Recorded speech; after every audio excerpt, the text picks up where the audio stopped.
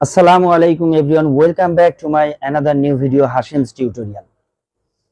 2H এবং H2 বলতে কি বোঝো?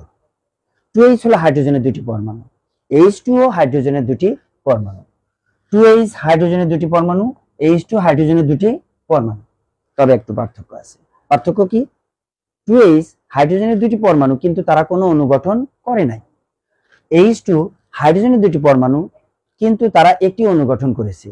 সো তোমরা বুঝতে পারছো যে যদি আমরা আবার 2O লিখি, O2 লিখি, তাহলে আমরা বলবো 2O দ্বারা বুঝাবো অক্সিজেনের দুটি পরমাণু আর O2 দ্বারা বুঝাবো অক্সিজেনের দুটি পরমাণু। কিন্তু পার্থক্য কোথায়?